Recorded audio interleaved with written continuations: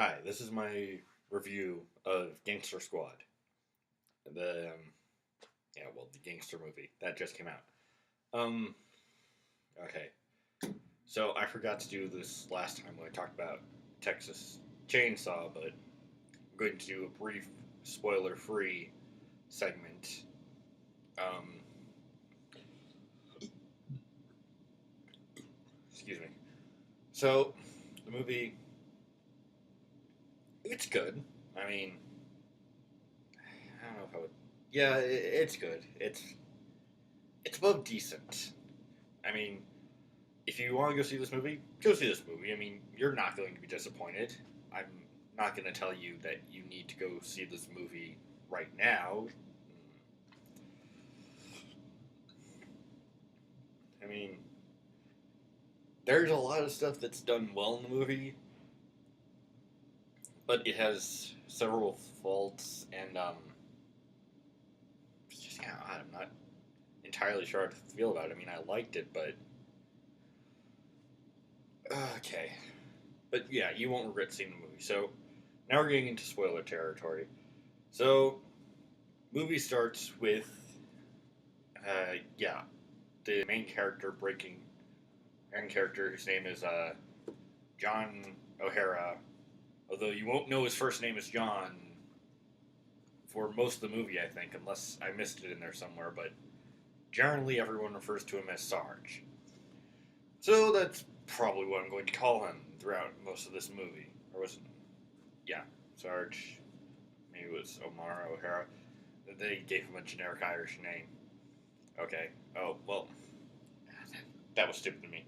I apologize to any Irish people watching or of Irish descent or people who are descended from the man because I know he was actually a real person since this is based on a true story, which with all I mean would really means jack shit generally, but you know, these were real people, so I should take some time in getting the names right, so I apologize for that. Okay, so it says Omar. His name is Omar. His last name is Omara. I apologize. That out of the way. Okay. So opens with Omara, and it actually opens with his narration. His narration, and then we go to Mickey Cohen, played by Sean Penn. Um. God. Okay. I'm not gonna lie. You're probably going to laugh the first time you see this guy. I mean, Sean Penn doesn't do a bad job at the character. I mean, he's actually probably the most entertaining performance in the film. But to make him look kind of like Mickey Cohen, they gave him this ridiculous nose that we all saw in the trailer, and he's giving a villain speech. Honestly, that if it was a little less about ruling LA and staying in Chicago, and if it wasn't about that and it was about taking over the world, it could be the speech by a Bond villain.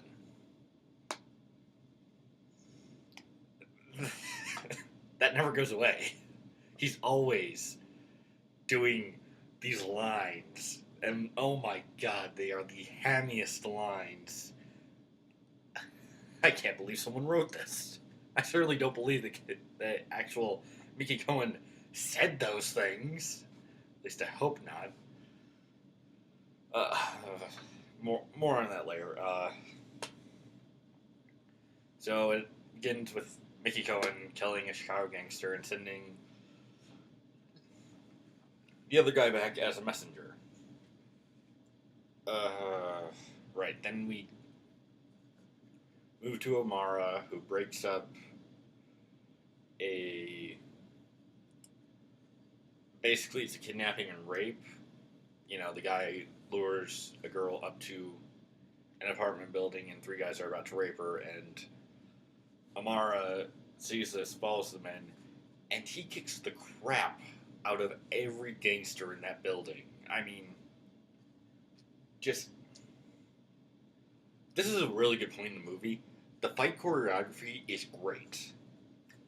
I wouldn't go so far as to call it brilliant because I've seen a lot of fight choreography in films, and there is better stuff out there. But if you're looking for how to do fight choreography right, this is a good film just to look at because the fights are done well.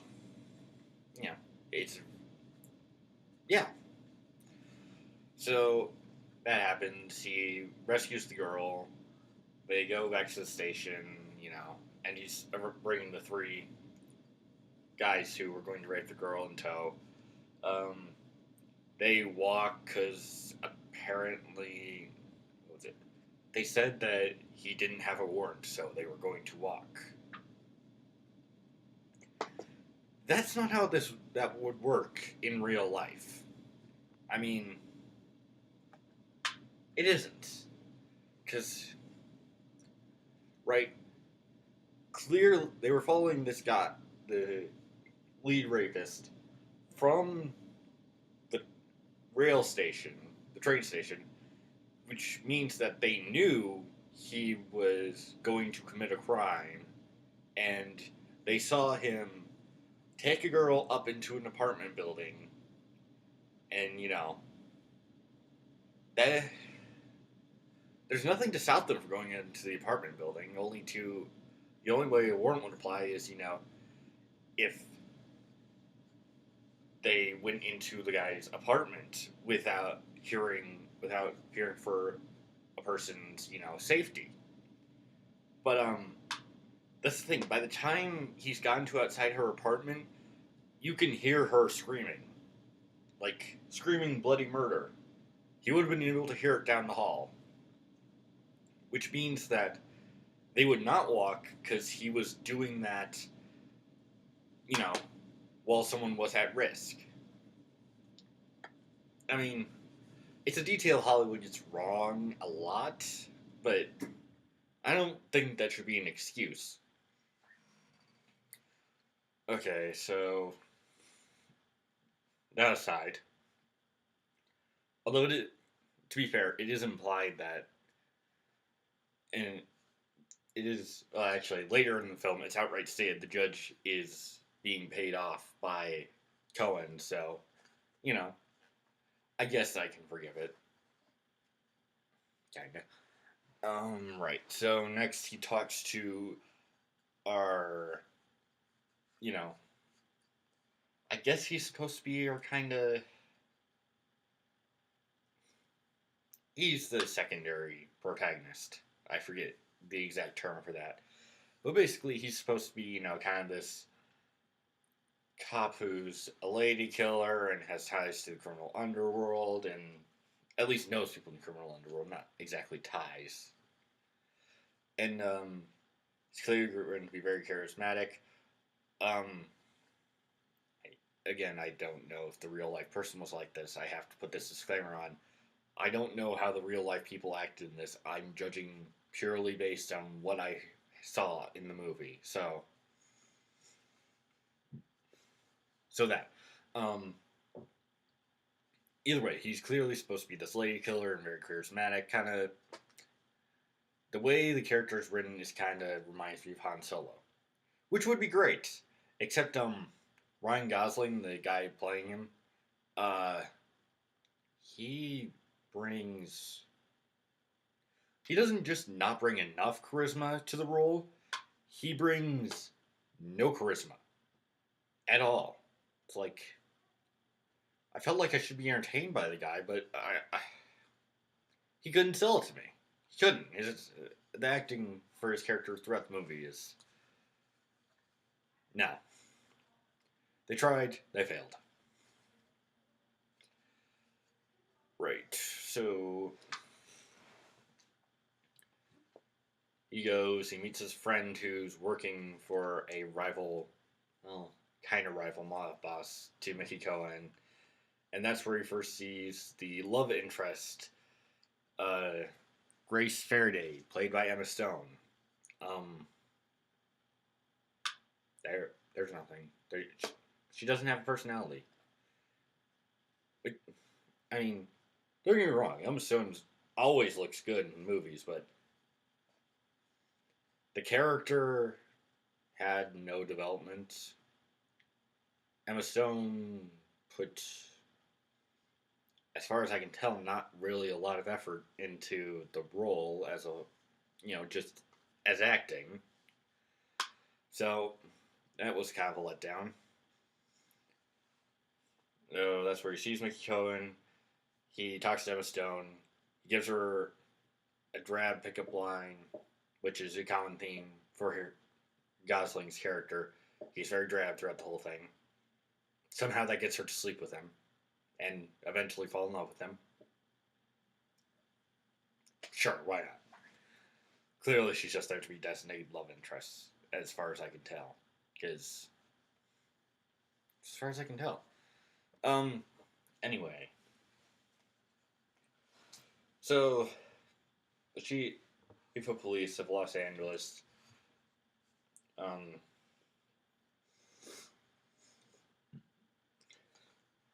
he decides that Mickey Cohen has gone too far, and yeah. Long story short, he brings O'Mara in, and he says, "Okay, so I need you to wage war against Mickey Cohen's gang, basically." No, actually, that is what he said. What am I thinking? Anyway, so O'Mara agrees. We wouldn't have much of a movie if he didn't. So he agrees. He starts shifting through police profiles, and his wife helps him choose. That's another good thing. Crap, who played his wife? Ariel Enos. I have no idea who she is. She plays his wife. She is very convincing. Their marriage, as a couple, they are very convincing. I believe that they're married, or I would believe that they were married. Good job. So she kind of freaks out. Eventually, she starts helping him because, she decides that you shouldn't be looking through the top of the class because that's who Cohen would brag. Makes sense. So they start picking out basically the people who are too aggressive and have trouble with insubordination. This is where I have a slight problem. While it's feasible that, Cohen would buy off the cops who were going to be in positions of power, you figure he would also get the cops who, really didn't agree with the system too much. I don't know, maybe? I can't say honestly, no. Up to you. So they do that. Amara tries to talk, what's his name? Wooters into joining. Wooters refuses.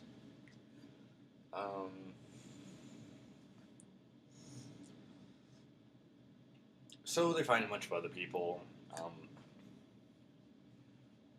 Unfortunately, most of the characters are pretty one note. There's,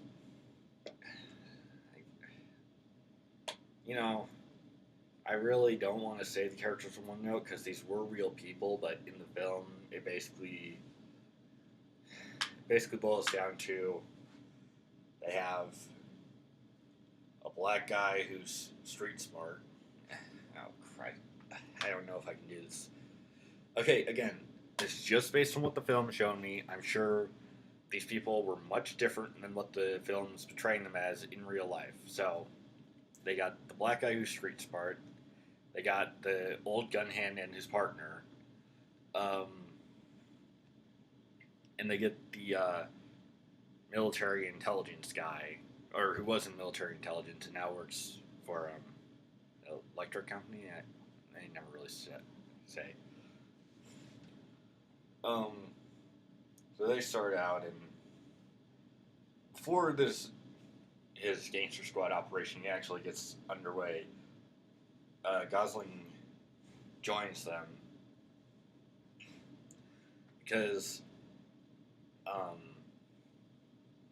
was it? Okay. Now let me get this straight. So they do hit a casino. The bust is a bust because they run into some cops at the casino, and they weren't expecting that because they thought everyone there was in costume, and the cops were actually cops, so that was their problem there. So two of them get arrested, and Cohen sends guys to hit the other mob boss, and you know, one of this little kid that Gosling character knows, gets in the crossfire, and that's what motivates him to join the Gangster Squad.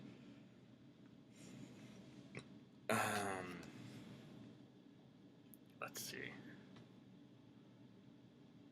So they do that. Two of them got arrested. Omara and crap. I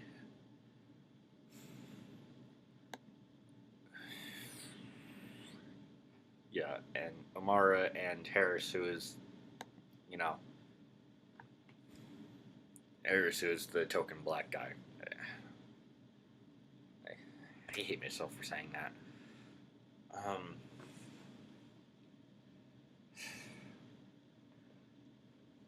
Okay, so they get them out of prison, and basically what follows is there are a couple scenes where what was it? It basically shows off Mickey Cohen. See, this is what I was talking about with Sean Penn's performance. Mickey Cohen, very Sean Penn, whatever. That guy who is the villain. The acting for him varies between. Now, don't get me wrong. Actually, let me say this before. He's always saying something that's Bond villain level of monologue, but it varies between, you know, clearly overacting and hammy, and genuinely, genuinely frightening. It, I mean, a lot of times he doesn't say it with any inflection at all, and you think that would make it seem like he was bored, but it doesn't. It just makes him seem like he doesn't care about who he hurts. And, then he sometimes flies into rages, which are actually frightening. Other times he just flies into rages, which are hilarious. I mean, seriously, there's this one time where he's talking to the first mob boss, and, he goes, what manifest destiny is? Manifest destiny is that this says ours, yada, yada. And LA is my destiny, my manifest destiny. LA is mine. And I'm not over exaggerating that. That's like literally how he does that last couple lines. It's like I was cracking up. I honestly was.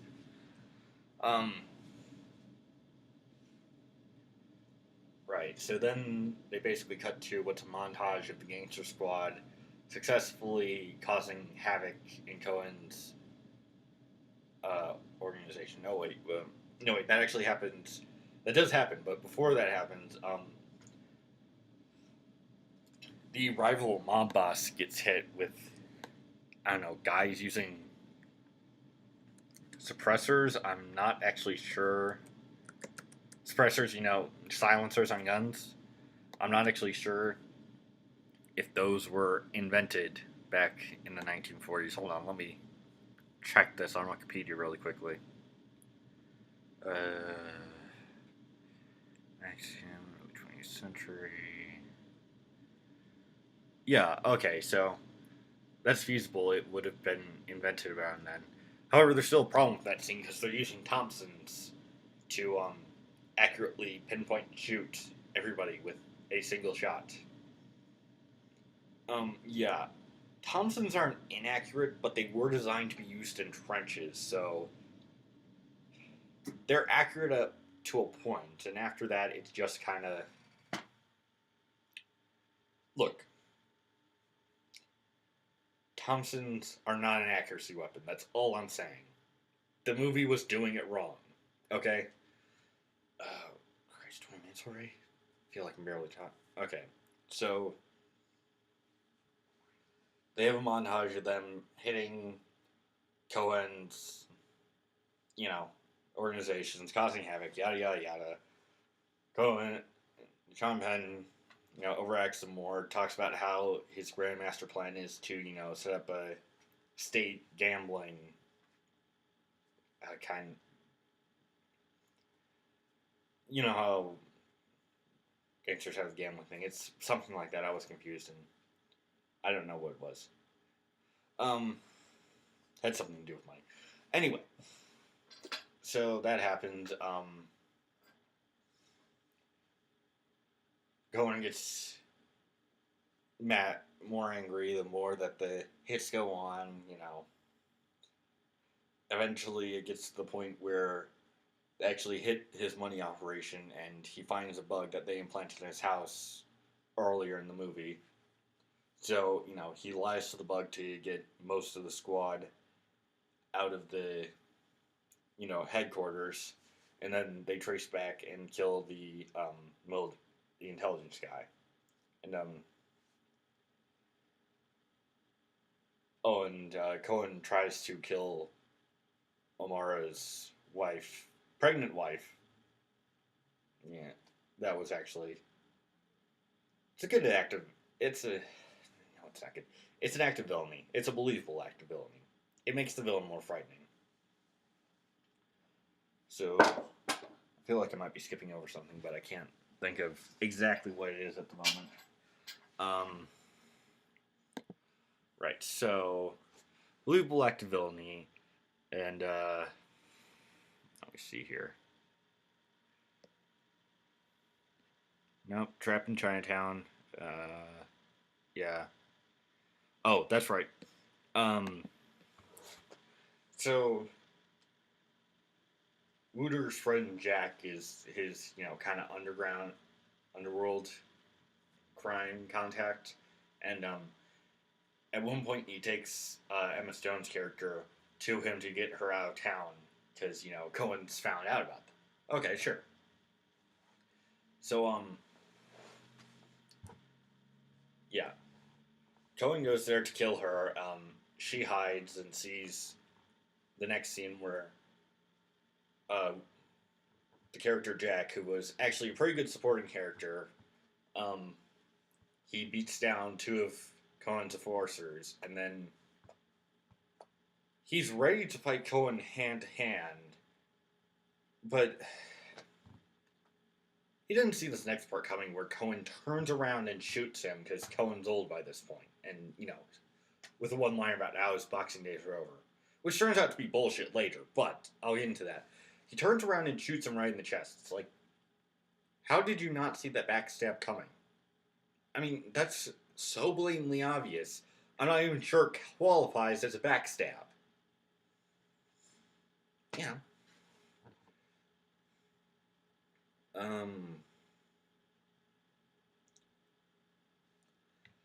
Right. So, she witnesses it, and, Wooters has something about he's leaving Gangster Squad, only to come back later. No reason at all. So, he shows up at the, at Sergeant's shot up house. Oh, I should mention, the wife and the child both survived the shooting. They both survived. Just in case you guys are wondering. So they meet up. Grace comes by, says, she can be their witness. Oh, it bears mentioning, I think it's obvious at this point, that Cohen has figured out who they are, so they're all about to be kicked off the police force. Well, at least O'Mara is. They blackmail the judge into signing a warrant for Cohen's arrest, and they end up going to arrest Cohen, which basically ends with a huge shootout. Of course. You gotta have a huge shootout at the end of an action movie.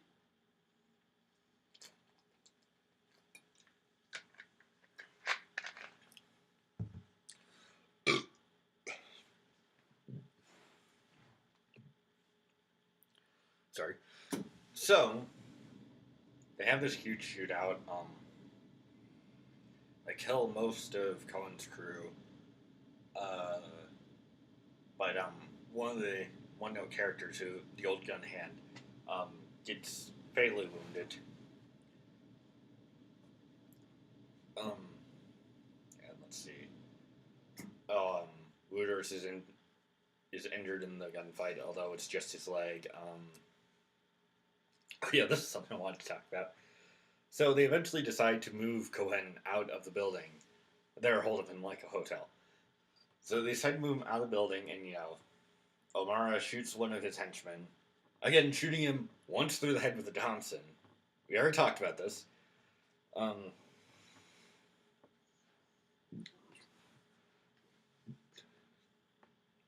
so then,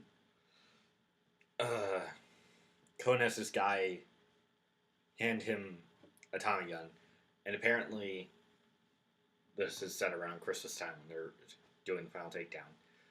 So he goes, Mars, they exchange some talk back and forth, and then the most ridiculous and awesome thing in the movie happens. Sean Penn yells out, "Santa Claus is here," and starts shooting with a Tommy gun, blazing away in slow motion. I can't tell you what I find funny about this, but I find it frickin' hilarious. It's just so damn funny. And I don't get why.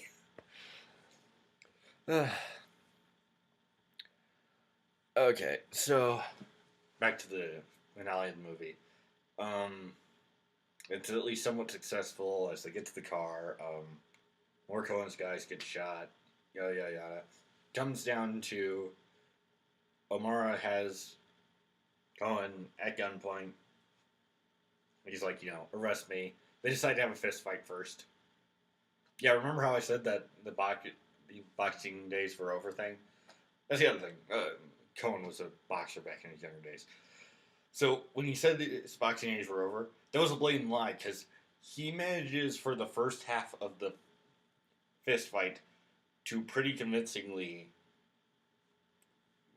dominate the fights until the end where he gets his ass kicked. Also, this is something I should talk about. The fight choreography in this scene, like all the rest of the hand-to-hand combat, is, done very well, but the camera changes from the rest of the movie during those scenes. I can't say this for sure what happened, but here's my theory. Gangster Squad was originally supposed to be released back in the fall. It got pushed back because it had scenes where, a theater got shot up, and, no one wanted to see that on screen so soon after what happened with Aurora, So they pushed it back a bit. My theory is that was the original climax of the film, and this is kind of something that they cut in to replace it. Although that's still kind of weird because I don't know why the rest of the climax was shot in the same camera as the rest of the film. And this feels like it's weird. It's just odd and kind of jarring.